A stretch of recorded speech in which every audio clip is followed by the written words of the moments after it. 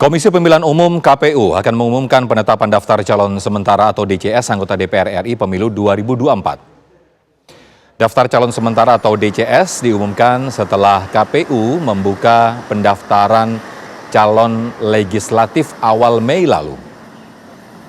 KPU juga sudah melakukan verifikasi data para bakal calon legislatif yang didaftarkan oleh partai-partai politik.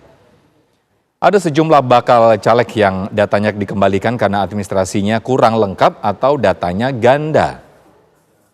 Daftar calon sementara adalah sementara calon legislatif yang telah diusulkan partai politik sebelumnya.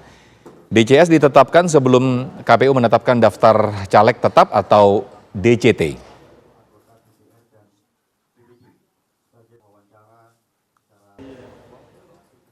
Terima kasih Mas Ketua atas perkenannya. Ya, lalu bagaimana jalannya penetapan daftar caleg sementara di KPU? Kita langsung tanyakan kepada reporter Leo Chandra yang ada di sana. Leo, silakan.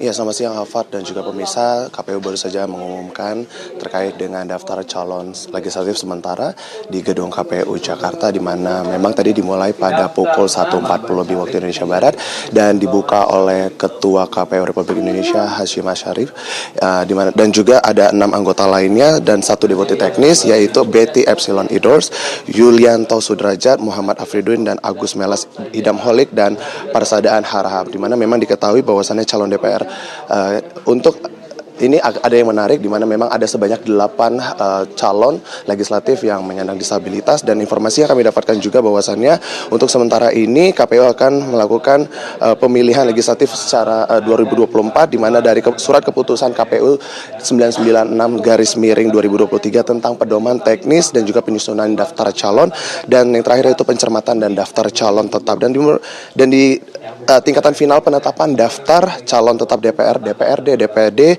provinsi kota itu pada tanggal 3 November 2023 dan akan dilanjutkan pada tanggal 4 November hingga 14 Februari nanti, di mana masyarakat ini dapat memilih seluruh calon DPR, DPD dan juga DPD kota seperti itu, dan di mana juga masyarakat dapat mengkaji ulang siapa-siapa saja bakal calon legislatif yang diberikan oleh masing-masing partai politik. Dan diketahui juga bahwasannya pendaftaran legislatif ini dibuka pada 1 hingga 14 Mei 2023 dan semua partai politik bisa mencalonkan seluruh anggota legislatifnya.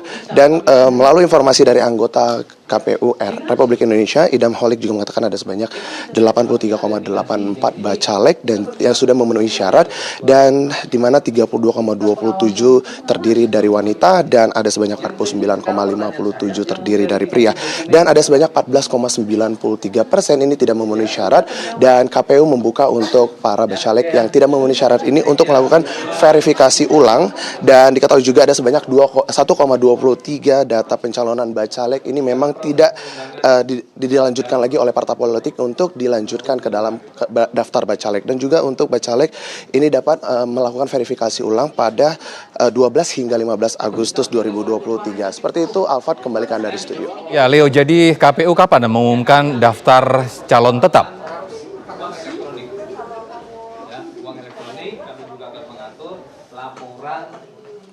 Ya, Leo. Sorry, boleh diulangin, Alfat? Ya, jadi kapan KPU mengumumkan daftar caleg tetap?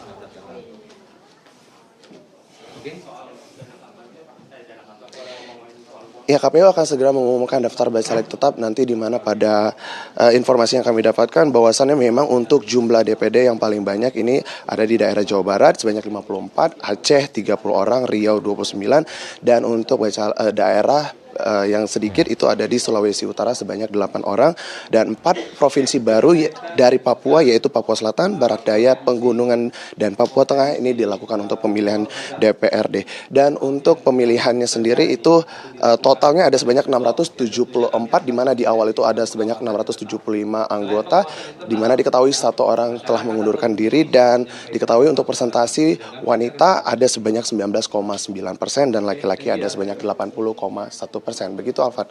Baik, Leo Chandra langsung mengumumkan dari kantor KPU Jakarta.